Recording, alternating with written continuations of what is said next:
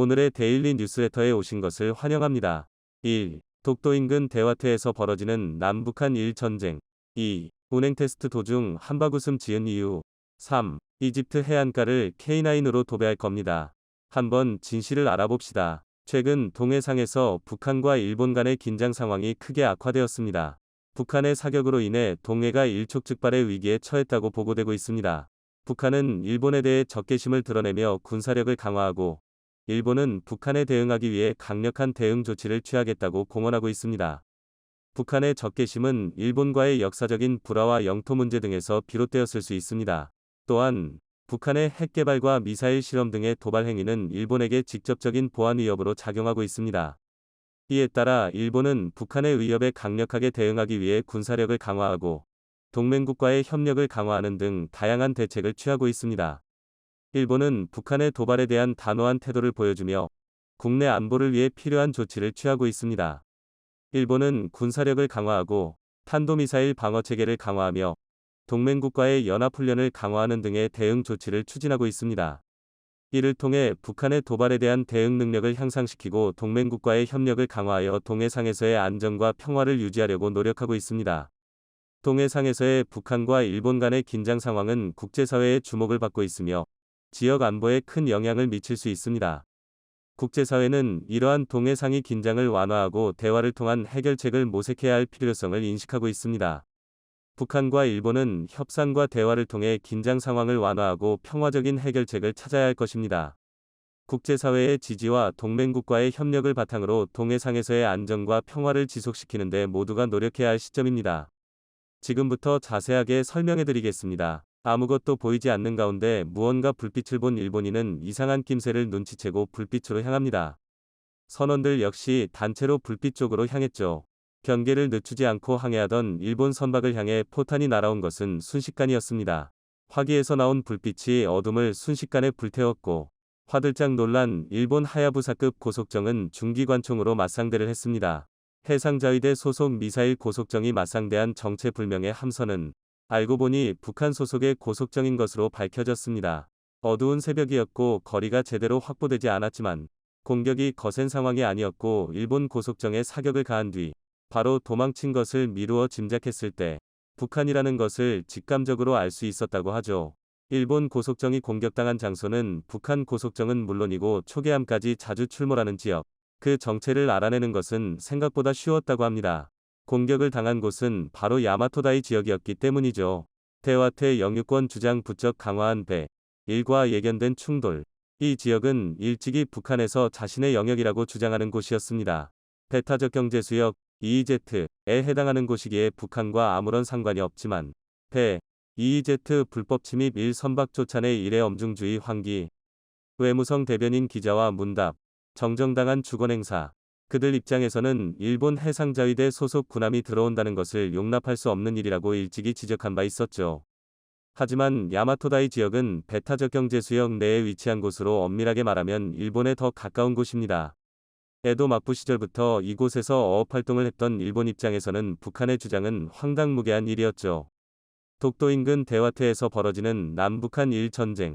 그러나 북한은 일본의 주장 따윈 무시하고 그 지역을 계속해서 자신의 땅이라 주장한 것입니다. 배 선박, 대공미사일 싣고 동해 대화태 어장서 운항, 예측 불허 사태 우려 경계 강화. 올해 5월 발생한 이 공격에 일본은 격분하지 않을 수 없었죠. 그러지 않아도 올해 초까지 북한이 일본을 향해 ICBM은 물론이고 미사일을 동해상으로 쏘아 보냈기 때문인데요. 북한이 도발에만 그치지 않고 일본 함선을 공격한 것이기 때문입니다. 일본 외무성 대변인은 이 소식을 긴급하게 보내며 일본, 북한 무장 고속정 침입 항의, 일본 내에서 일어난 이번 행위에 대해 용납하기 어렵다고 발표. 이에 대응해 해상자위대 강화는 물론이고 선제적 조치까지 필요하다며 야마토다이 주변은 일본이 관할하는 곳이라는 말과 함께 북한이 선을 넘지 않기를 바란다는 경고 메시지까지 보냈습니다. 북한이 이 근처에 고속정을 보낸 것은 올해가 처음 있는 일은 아닙니다. 요미우리, 북한 고속정. 8월 말 일본 EEZ 내 어장서 목격. 예견됐던 일 단속선 배 어선 대화태 충돌. 과거에도 여러 번 이곳에 고속정을 보내 일본 어선은 물론이고 한국 어선들까지 위협하는 모습을 보인 적이 있는데요. 그런데 이번에는 해상자위대 소속 고속정을 선제 공격하면서 유달리 일본에게 더욱 강경한 모습을 보인 것입니다. 북한 고속정 일본 함정 선제 공격, 방위성 당혹, 선제 공격까지 감행한 것은 이번이 처음 있는 일이었죠. 일본에서도 이번 행위에 당혹감을 감추지 못했다고 합니다.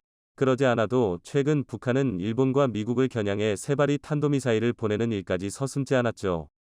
바이든 한일 떠난 직후 배 미사일 도발 ICBM 발사 가능성도 조 바이든 미국 대통령이 한국과 일본 방문을 마친 직후 탄도미사일 3발을 발사.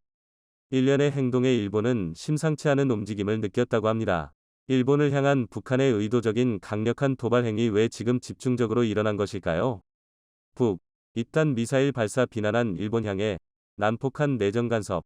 일본 프랑스 2+2 회담에도 미국 추종하다 이제는 프랑스까지 끌어들여. 그 이유는 생각보다 복합적인 이유였습니다. 과거 일제강점기 시절 한국에 대해 역사 왜곡을 일삼은 일본을 북한 매체, 일본 사도광산 세계유산 등재 추진에 후한무치, 남측 언론, 일본 내 시민단체 주장 전하며 비판. 북한은 용서할 수 없는 짓이라 규정하며 한국보다 더 강경하게 일본의 행위를 비판하곤 했는데요. 최근 기시다 후미오 총리가 올라프 솔츠 총리에게 평화의 소녀상 철거 관련해서 요청한 사실이 퍼지자 기시다 독일 총리에게 소녀상 철거 요청했지만 반응 좋지 않아 산케이 북한은 일본의 행동에 대해 야비한 행동이라며 원색적인 비난을 아끼지 않았습니다. 특히 일본군 성노예 문제는 평생토록 후대에 남겨야 할 천인공노한 범죄 행위라고 비난하며 인류의 수치, 소녀상 철거 요청에 분노한 이 사실에 대해 일본은 뼈를 깎는 사죄를 해야 한다고 주장했죠. 독도에 관해서도 자꾸 선을 넘으려고 하는 일본에 대해 북한은 원색적인 비난을 가했습니다. 북한, 일본 다케시마의 날에 영토 강탈 관기, 비난. 독도에 관해서도 자꾸 선을 넘으려고 하는 일본에 대해 북한은 원색적인 비난을 가했습니다. 일본 정부가 지정한 다케시마의 날 행사와 관련 일본의 독도 강탈 야망을 멈추고 억지 주장을 철회해야 할 것이라며 북한은 강도 높은 비난을 가했죠. 과거에 저질렀던 잘못에 대해 이를 숨기려고 하는 행동과 독도는 일본 땅 왜곡 강화 1초등 교과서, 1검정 교과서 대다수 독도는 일본 땅 역사 왜곡 더 심해져. 끊임없이 역사 왜곡을 저지르려고 하는 것에 북한은 분노한 것이죠. 하지만 북한이 일본에 대해 최근 더욱 분노한 이유는 따로 있습니다. 바로 로카쇼무라 관련된 북한 핵에 대한 문제입니다. 2010년 지크프리트 해커 미국 스탠퍼드 대학 교수가 북한에 있는 영변 우라늄 농축 시설을 방문했을 당시 불거졌던 문제인데요. 당시 북한이 소유한 기술로는 도저히 구현할 수 없는 P2형 원심분리기 모델이 있는 것을 발견한 해커 교수가 배 원심분리기 의혹 증폭, 북한 측 관계자에게 질문한 일이 있었는데요. 이때 북한 측 기술자는 네덜란드의 알멜로와 로카쇼무라 시설을 모델로 만들었다. 는 주장을 펼쳤습니다. 전략물자 통제 문제 삼더니 북핵 미사일 물품 다수 일본 제품, 북한 미사일 개발에 사용된 일본산 레이더 기중기 등 확인. 이 소식이 알려지면서 북한과 일본 사이의 모종의 관계가 부각되었습니다. 일본이 북한 핵 건조의 상당 부분의 기술력을 지원한 것이 아니냐는 의구심이 일어났죠. 당연히 일본에서는 이에 대해 소문이라며 강경한 반응을 보였고, 로카쇼무라 핵기술 폐 유출 의혹, 일본 거부로 현지 조사 불발, 북한도 로카쇼무라 시설 외에 일본과의 연관성을 드러내지 않아 루머로 끝나는 듯 보였습니다. 그러나 북한 핵 영상을 분석하던 전문가들 상당수가 일본 기업이 수출한 핵 관련 부품, 영변 핵시설서 발견, 북한과 일본의 핵기술 연관성을 다시 지적하면서 이 문제가 수면 위로 다시 오른 것이죠. 한때 북한 노동신문에서 대함 미사일 발사 사진을 공개한 적이 있는데요. 이때 잠깐 등장한 군함 레이더가 일본 회사 제품인 것이 발각된 것이죠. 화성 12 중장거리 탄도미사일 IRBM에 사용된 기중기도 일본에서 만든 것이라는 UN 패널 보고서까지 등장하면서 일본이 북한의 핵기술을 유출했을 가능성을 강하게 시사했습니다. 이외에도 민간 기업인 일본 동경진공이 개발한 유확산 펌프와 유회전 펌프가 북한에서 발견된 흔적도 일본 경제산업서 자료에 버젓이 실려 있는 것을 기자들이 찾았습니다. 가장 중요한 것은 이 모든 사실을 안 유엔이 일본의 핵과 관련된 자료를 보고자 로카쇼무라 시설 시찰을 요구했으나 일본이 강하게 반발하면서 시찰에 실패했다는 점이죠. 일본이 의도적으로 북한의 핵기술을 수출했고 북한은 이 기술을 받아 핵을 만든 것인 셈인데요. 문제는 이 과정에서 심각한 문제가 발생한 것입니다. 최근 일본에서 수입한 기술에서 결격 사유가 발생. 이를 본 김정은 위원장이 분노했다는 소식이 들려온 것이죠. 북한 소식통에 따르면 이 결함 때문에 핵미사일 발사가 몇 년이 늦춰질 수 있었다고 하는데요. 일본에서 의도적으로 북한에게 결함 기술을 알려준 것이 아니냐는 의혹이 제기되면서 북한이 일본에게 분노한 것이라는 분석이 나왔습니다. 일본이 북한의 도발에 분노하면서도 강경하게 나오지 못한 것은 북한과 일본 사이의 핵개발 관련성을 드러내면 일본도 타격을 입기에 이를 드러내지 않고자 통상적인 반응을 보인 것이라는 이야기죠. 일본 극우 세력은 북한의 과격한 행동에 분노하며 이를 제대로 제압하기 위해 해상자위대 훈련을 강화하고 극우 대약진 일본 평화헌법 개정 나서나 추가 무기 구입은 물론 평화헌법 구조 폐기를 다시 주장했습니다. 극우파의 준동과 더불어 아베 전 총리 세력도 아베 재차 평화헌법 개정 의지 다시금 평화헌법 폐지와 더불어 병력 강화에 대한 목소리를 높였습니다. 특히 이번 바이든 대통령의 방위를 긍정적으로 평가한 일본 내부에서는 이제 병력 강화를 위해 본격적으로 일본이 나설 때라고 밝혔죠. 일본 오사카서 패트리엇 미사일 훈련. 실제로 이번 회담의 주요 결과로 꼽히는 일이 바이든 대만 공격받을 땐 군사 개입, 일 군비 증강도 지지, 미일 첫 대면 정상회담, 일본의 군비 증강에 대해 미국의 동의를 이끌어냈다는 점인데요. 중국을 견제하기 위한 목적이지만 동시에 북한을 견제하고자 하는 미국의 의사도 반영된 것으로 보입니다. ICBM 도발, 방공식별구역 침범, 더 거세질 배중러 동시 위협. 집권 자민당은 5년 내 국내 총생산의 2% 이상으로 1. 자민당 5년 내 방위비 GDP 1% 증액 정부에 제안키로 적기지 공격 능력은 기지로 한정하지 않고 지휘통제 기능도 포함 방위비를 증액하자고 정부에 제안하면서 이에 호응하는 모습을 보였죠. 기시다 후미오 총리 입장에서는 굉장히 난감한 상황입니다. 기시다 적기지 공격 능력 평화헌법 안에서 추진 평화헌법을 지켜야 한다고 이야기하면서 군비 증축과 관련해 아베 전 총리 세력과는 다른 목소리를 냈으나 지속적인 북한의 공격 때문에 군비 증강에 힘이 실렸기 때문이죠. 게다가 북한과 뒤에서 몰래 맺었던 핵 관련 기술 전달이 자칫 잘못하면 수면 위로 드러날 수 있기에 조심스러운 입장. 기시다 후미오 입장에서는 강경한 입장을 보이기도 애매하고 자신의 정치적 입지를 생각한다면 군비 증강에 반대할 수도 없죠. 기시다 후미오 정권과 관계없이 자민당 정권에서는 해상자위대 주력 함선을 북한 쪽에 보내야 한다고 주장하는 상황.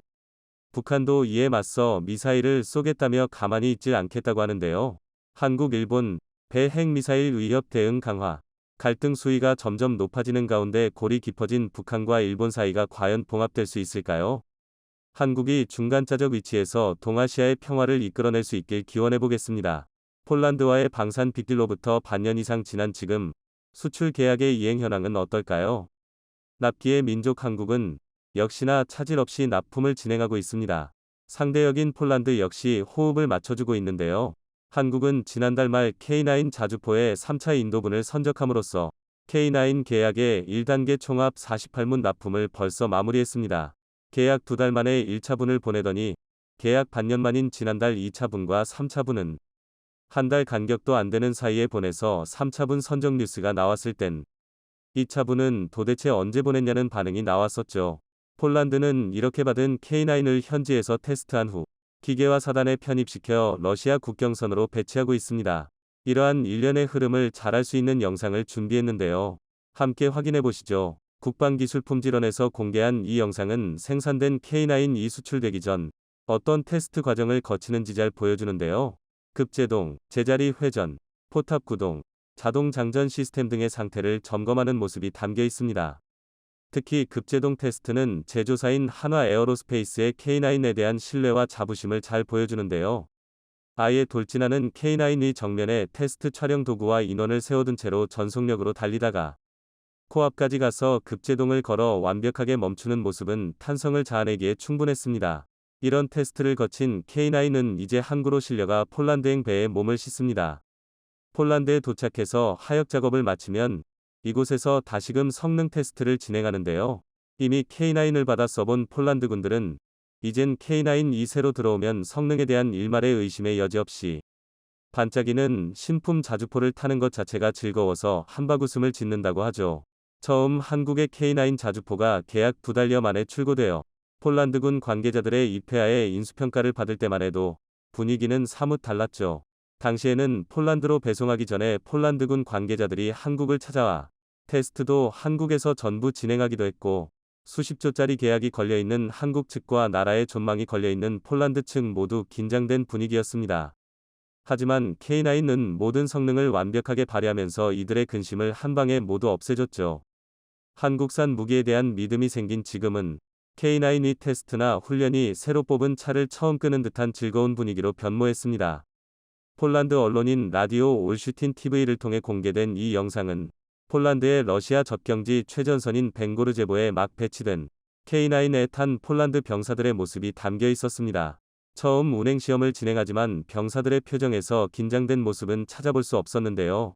훈련에 참여한 장교들은 K9에 대한 자국 정부의 결정을 신뢰하는 듯 보였습니다. 이렇듯 폴란드는 한국에서 온 새로운 무기를 꽤 마음에 들어하고 있는데요. 일선의 분위기와는 달리 뜻밖에도 폴란드 내부에서는 한국과의 무기 계약이 잘 이행될지 걱정하는 목소리도 있었습니다. 얼마 전 한 폴란드 언론에서 지금까지는 계약이 잘 이행되고 있지만 추후 더 논의돼야 하는 부분에 대한 진행 상태가 지지부진해 시간이 촉박하다는 보도가 나왔습니다. 현재까지 한국이 폴란드에 보내고 있는 물량은 한국군이 치장물자로 보관 중이던 물량, 국내 부대에 배치될 예정이었지만 인수 양도된 물량, 그리고 국내에서 막 생산된 물량이 섞여 있는데요.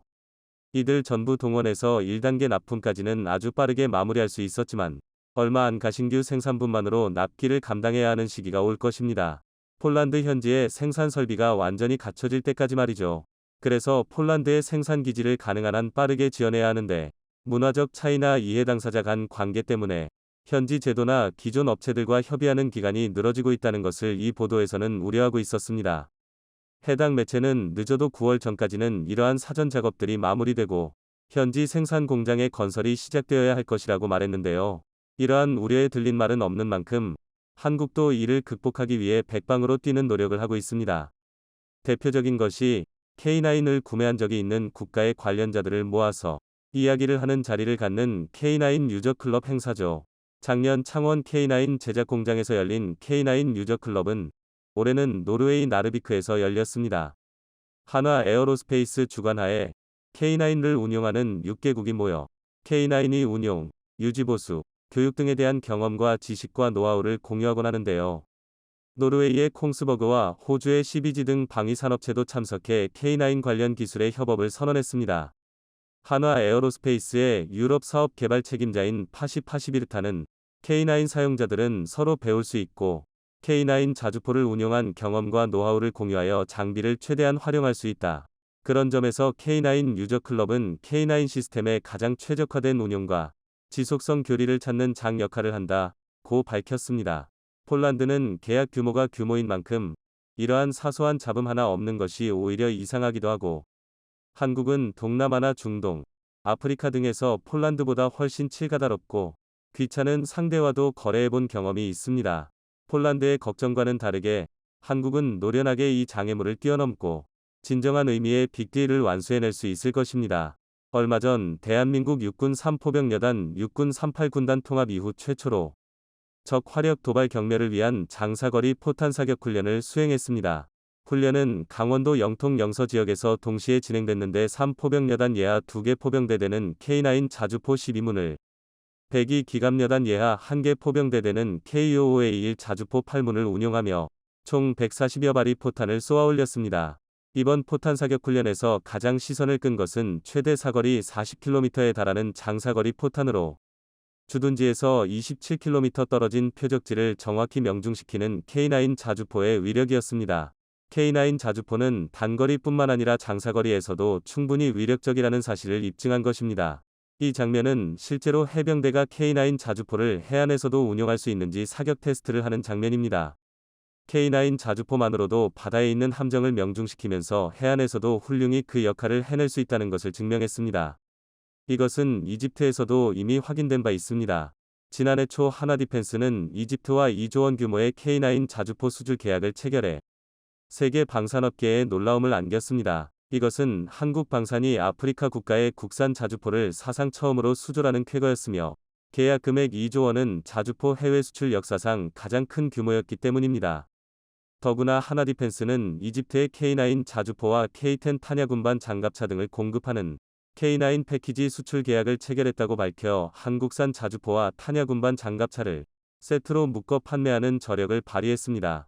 완제품 초도 물량은 2024년 하반기까지 납품될 예정이며 이후 잔여 물량은 기술 이전 등을 통해 이집트 현지에서 생산하게 되는데, 한번 자주포와 탄약 운반 장갑차, K11 사격지휘 장갑차까지 판매하면 장비 운용 교육 및 부대, 야전, 창정비 등의 후속 군수 지원도 이뤄지기 때문에 판매 이후에도 지속적으로 부가가치가 창출됩니다.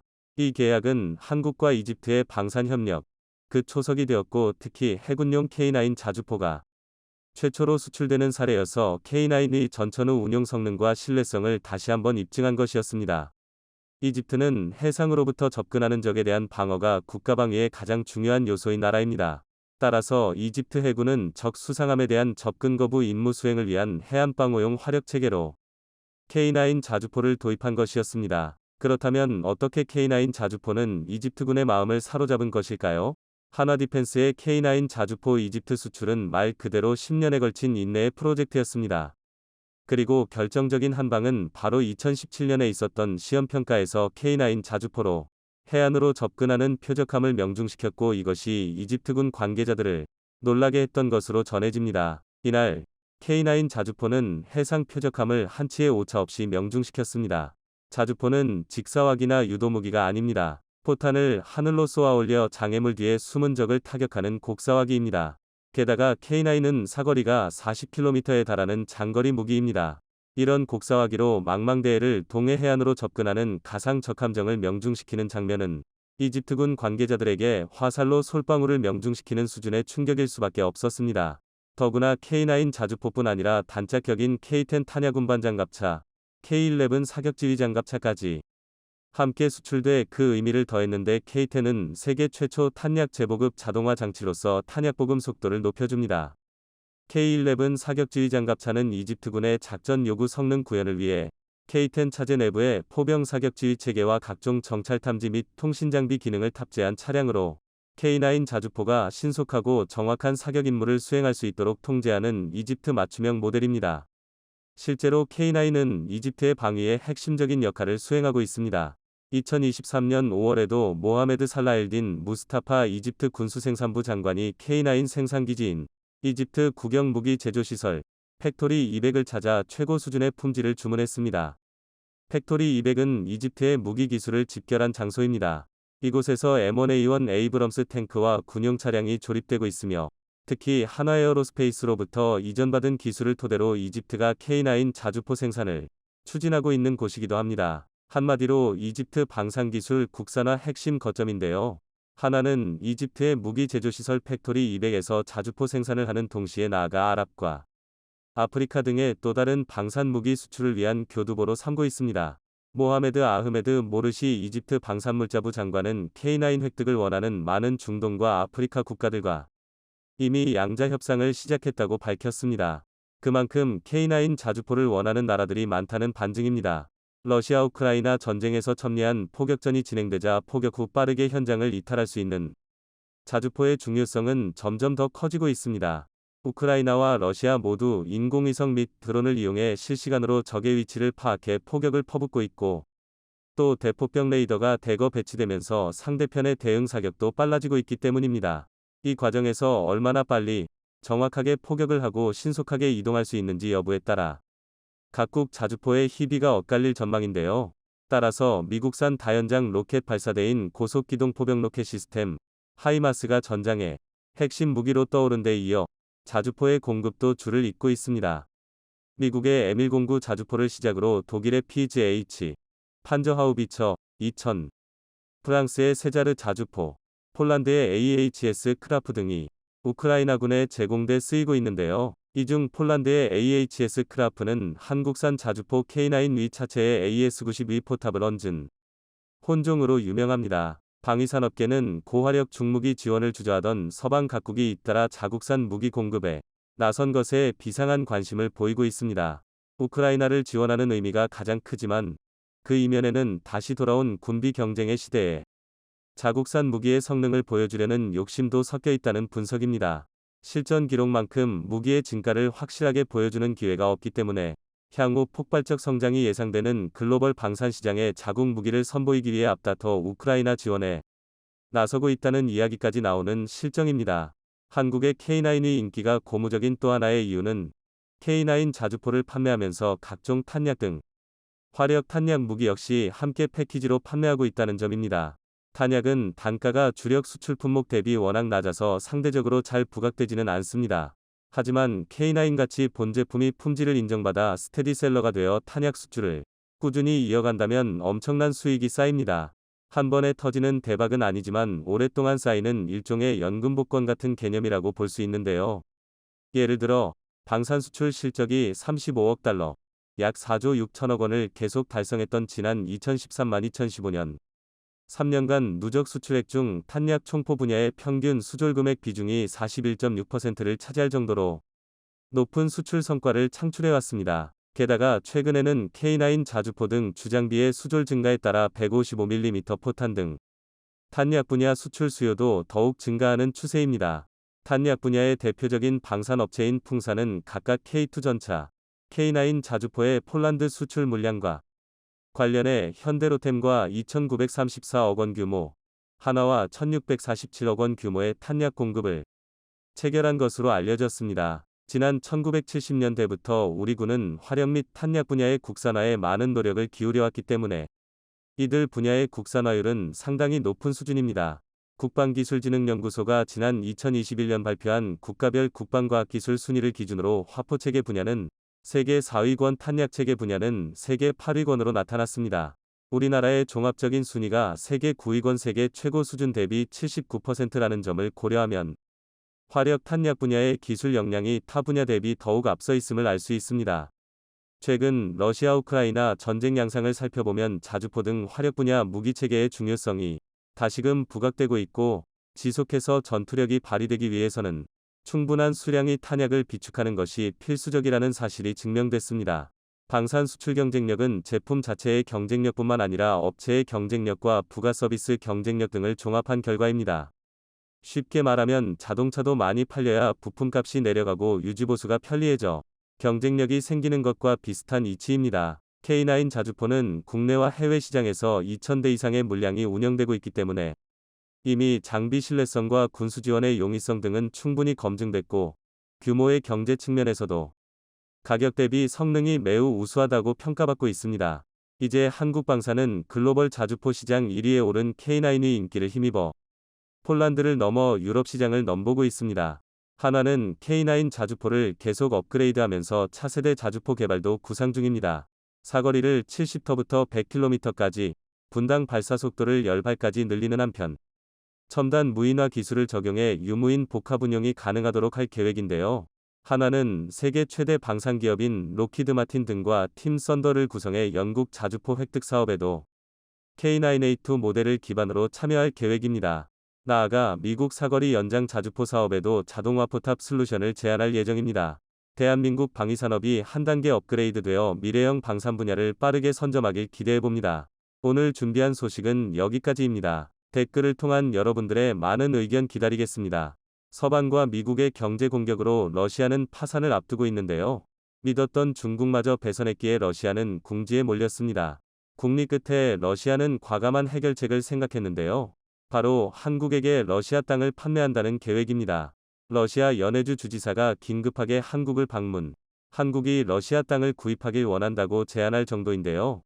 빠른 거래를 위해 러시아 재무장관까지 한국 땅을 밟았다고 하죠. 대체 어떻게 된 일인지 지금부터 자세하게 설명해드리겠습니다. 러시아 주식시장에 명복을 빈다. 뚜껑을 열고 탄산수를 벌컥 들이켜 러시아인은 방송 중 러시아 시장의 종말을 예언했습니다. 방송 진행자는 어이없는 표정을 지으며 황급히 방송을 중단시켰는데요. 탄산수를 마신 러시아인은 러시아 경제 전문가 알렉산더 부트마노프였습니다.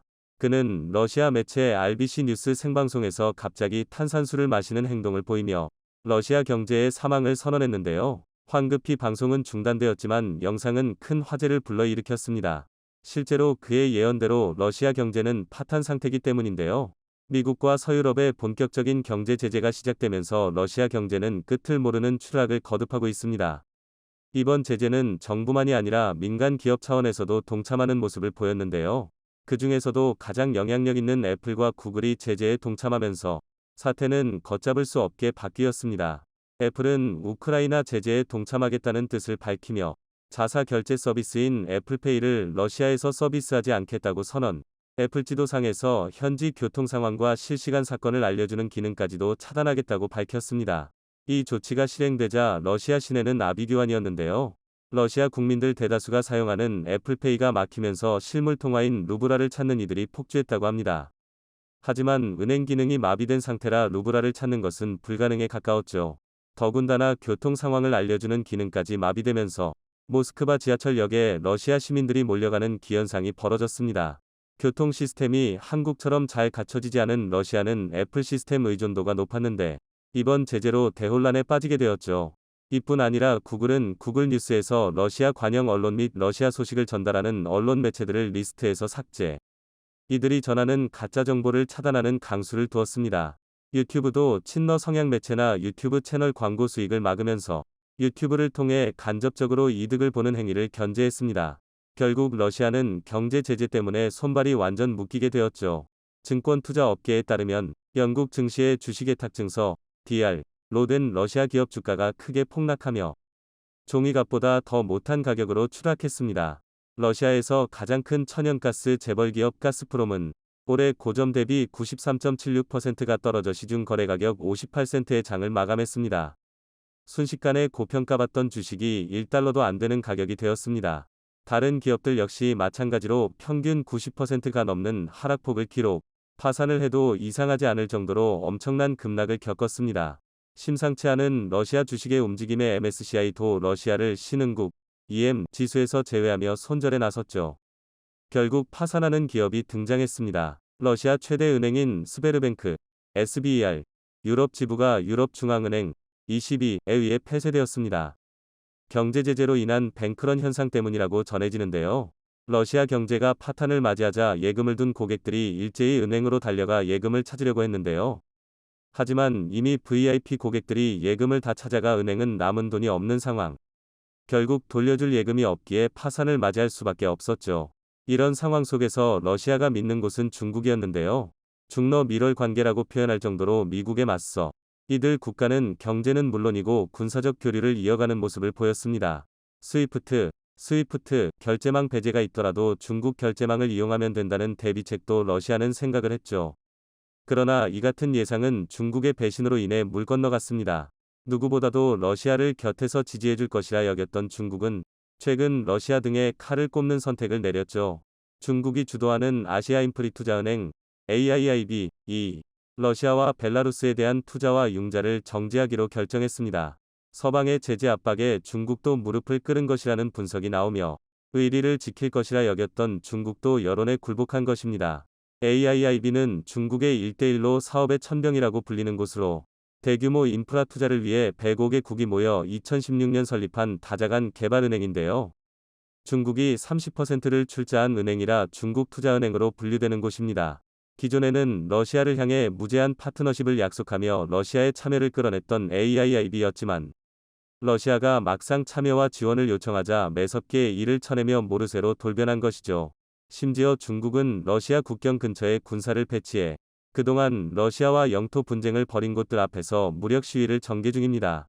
우크라이나 문제만으로도 골머리를 앓던 푸틴에게 치명타를 가한 것이죠. 중국의 배신에 푸틴 대통령은 엄청난 분노에 휩싸였다고 합니다. 이제까지 일련의 상황을 지켜보고 있던 세계 3대 신용평가사는 중국도 러시아를 지원하지 않기로 결정하면서 일제히 신용등급 하향 조정에 들어갔습니다. 이들은 러시아를 투기 등급으로 바꾸며 러시아를 위험하게 바라보았죠. 신용평가사 무디스와 피치는 러시아 신용등급을 투기 등급으로 바꾸며 기존 단계에서 무려 6단계나 낮추는 모습을 보였습니다. 스탠다드앤드푸어스, S&P 역시 러시아 투자를 자제하라는 평가를 내리며 러시아로부터 자금을 얼른 회수하라고 투자자들에게 권했습니다. 신용등급이 6단계나 낮아진 것은 1997년 국제통화기금 IMF 구제금융 당시 한국이 겪었던 사례 이후로 처음인데요. 다시 말해 러시아가 부도날 가능성이 높다는 의미입니다. 1998년 이래로 위태로웠던 러시아 경제가 또 한 번 파탄날 수 있다는 소리죠. 이에 러시아는 충격적인 선언을 합니다. 스위프트에 퇴출당한 이후 계속된 고립에 고통받던 러시아는 돈을 계속해서 찍어내겠다는 선언을 하기에 이릅니다. 러시아 중앙은행은 동시다발적인 제재로 루블화 가치가 떨어지자 중앙은행 부채 한도를 제거하고 무제한 양적 완화를 결정했죠. 가치가 떨어지는 만큼 돈을 더 찍겠다는 생각입니다. 이는 아프리카 국가인 짐바브웨에서 저질렀던 일과 똑같은데요. 과거 경제 파탄 상태에서 짐바브웨 가치 하락을 막기 위해 돈을 더 찍어내기로 결정. 결국 이 결정으로 초인플레이션을 막게 되었죠. 돈은 휴지 조각보다 더 못한 처지가 되었고 국민들은 자국 화폐를 버리고 달러나 금 혹은 물물거래에 나서며 원시 시대로 회귀하는 모습을 보였죠. 러시아는 잘못된 길을 선택하기로 결정했고 이에 많은 경제 전문가들은 러시아가 눈 덮인 짐바브웨로 전락했다는 평가를 내렸습니다. 심지어 전쟁 치를 돈까지 부족해지자 러시아는 최후의 선택을 하게 되었는데요. 자국 땅을 판매하기로 결정한 것입니다. 예전부터 러시아 땅에 관심이 많은 한국은 연해주를 비롯 블라디보스토크 지역에도 영향력을 미치며 경제 협력을 이어갔는데요. 러시아가 급격하게 위기에 몰리면서 한국에 기회가 생겼습니다. 러시아가 판매한 땅을 값싸게 구매할 수 있게 된 것이죠. 현재 러시아의 경제 수장인 안톤 실로아노프 재무장관은 긴급히 한국으로 출국했다고 하는데요. 러시아 타스 통신에 따르면 한국과 긴밀한 협상을 위해 떠났다고 언급했지만 구체적으로 어떤 내용을 들고 갔는지 알 수 없다는 보도를 남겼는데요. 알고 보니 부채를 갚기 위한 필사적인 비즈니스인 것이 밝혀진 것이죠. 재무장관과 합의를 통해 대규모 땅을 한국이 가져간다면 한국은 아주 유리한 위치에서 드넓은 영토를 차지할 수 있죠. 과거 고조선의 넓은 강역을 다시 손에 넣을 수 있습니다. 예전 러시아는 불곰 사업을 통해 당시로서는 최첨단 군수물자를 한국에게 넘긴 적이 있었습니다. IMF로부터 구제금융을 받으며 재생하던 시기였기에 빚을 갚는 데 주력했던 러시아는 팔 수 있는 것들은 죄다 팔았죠. 한국은 3차에 걸친 불곰 사업을 통해 러시아의 무기를 수입, 이를 연구해 지금의 군사 선진국의 지위를 얻을 수 있었습니다. 러시아도 한국과의 거래 역사가 있기 때문에 급하게 한국을 찾은 것입니다. 유력한 후보지로 러시아 연해주가 꼽히는 상황. 연해주 주지사까지 한국을 방문, 군사용으로 땅을 사용할 수 있게 하겠다며 다급하게 한국 정부를 상대로 설득하고 있는데요. 과연 한국은 어떤 땅을 얻을 수 있게 될까요? 이 기회를 잘 잡아 한국의 강력이 보다 넓게 확대되길 바라며 2022년에도 날로 상승하는 한국의 국군이 보다 더 강해지길 기원하겠습니다. 시청해주셔서 감사합니다.